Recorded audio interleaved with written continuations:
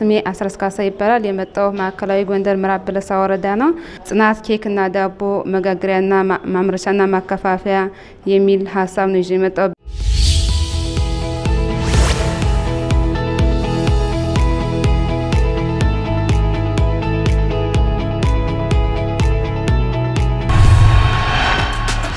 ጽናት የሚለውን የማህበራችን ውክልና የሰጠንበት ምክንያት ምንም አይነት ፈተናና ችግር ቢኖርም በጽናት ከተሰራ የማይፈታ ችግር የለም በማለት ጽናት የሚለውን የማህበራችን ስያሜ ሰጥተናል። በዚህ ማህበር ውስጥም 6 አባላቶች አለን። 4 ሴቶችና 2 ወንዶችን ያሳትፋል። በዚህም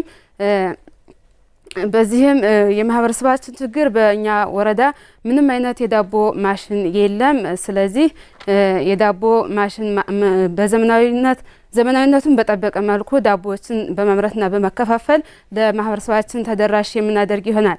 ይህን ስንልም ካሁን በፊት ያሉ በማህበረሰባችን ተጠቃሚነት ጥቅም ላይ እየዋለ ያለው በእንጨትና በማገዶ በመጠቀም በተወሰነ ቦታ ላይ ብቻ ስለሆነ ተደራሽነታችን በማስፋት ዳቦችን ለማከፋፈል ለማምረት አቅደናል። የዳቦ ምርት ከ70% በላይ የሚሆኑ ተጠቃሚ የሚሆኑት ህጻናቶች ናቸው። ለነሱም ጥራት ያለውን የዳቦ ምርት በተመጣጣኝ ዋጋ የምናቀርብ ይሆናል።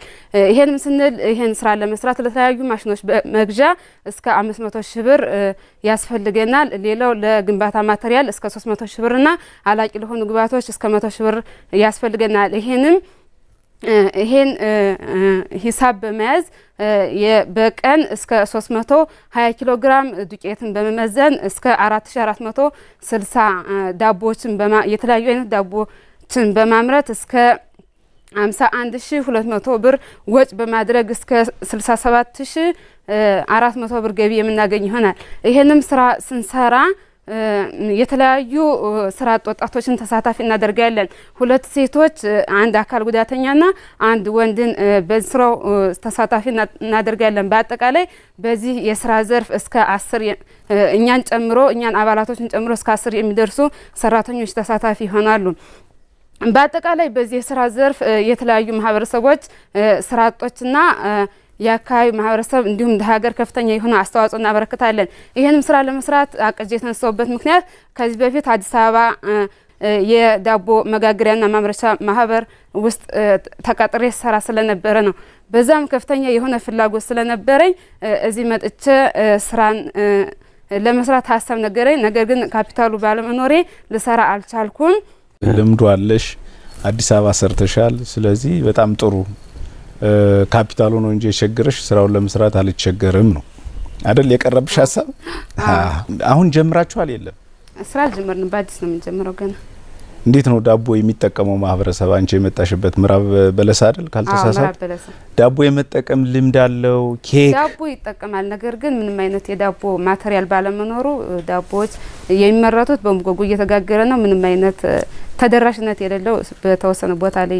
ኬኩን እንዴት አጠናችሁት? እዛ ኬኩን ያጠና ነው እስካሁን ምንም አይነት የኬክ ስራ አልተጀመረበትም ወረዳው ላይ። ነገር ግን እንደ አዲስ እያስተዋወቅነ በተለያዩ የማስታወቂያ ታፔላዎችን በመለጠፍ እያስተዋወቅነ እንዲላመዱ እናደርጋለን ለማህበረሰባችን። ጽናት አሁን ዳቦና ኬክ በየሁሉ ቦታ ይመረታል አይደል? አዎ። የጽናት ዳቦ የጽናት ኬክ በምን ይለያል? እድሜ ይጨምራል ወይስ ደግሞ ፈውስ ነው ወይስ ምንድነው የተለየ የሚያደርገው የጽናት ዳቦና ኬክ? በጣፋጭነቱም ሆነ በጥራቱ የተጠበቀ ሆኖ ተመጣጣኝ በሆነ ዋጋ ለማህበረሰባችን ተደራሽ እንዲሆን እናደርጋለን። አይ ምን መሰልሽ ቆንጆ ሀሳብ እኮ ነው ያነሳልሽ። አሁን ለምሳሌ እኔ አንቺም በሆን ዳቦን ስጋገር ሁሉም እንደሚጋግረው ዳቦ አልጋግረው። እሺ ዳቦ ላይ ለምሳሌ ሲታይ በቅርጽ እንዲያምር የሆነ ቅርጽ ለምሳሌ ሞልዶችን ቅርጿችን ላሳምር ይችላል። ሁለተኛ ግን እሱኛው ዝም ብሎ ሲያዩት እንዲያምር ነው። ከሱ ይልቅ አሁን አይተሽ ከሆነ አንዳንድ እንትን ላይ ጥቁር አቦሰዳ ምናምን የሚባሉ ነገሮች ይጨመሩበታል። ምክንያቱም እነሱ ለሰው ልጅ ጤንነት በጣም ከፍተኛ ጥቅም ስላላቸው ዳቦ ገዝቶ ሲበላ ተጨማሪ ከዳቦ በላይ ደግሞ እነዛ ነገሮች እንዲያገኝ ስለተፈለገ ነው። አንደኛ ጣዕም አላቸው፣ ሁለተኛ ደግሞ የጤና ጥቅም አላቸው። ስለዚህ ልክ እንደነዛ አንቺም አብረሽ የምትጨምራቸው ነገሮች ሲኖሩ ኦኬ እቺ ልጅ ዳቦ ከሚጋግሩ ሰዎች ዳቦ መጋገር ብቻ ሳይሆን ይዛ የመጣችሁ ተጨማሪ ጥቅም አለ። ይሄ ነገር ልዩ ያረጋታል እንድንል ያረጋናል። በርቺ፣ መልካም እድል።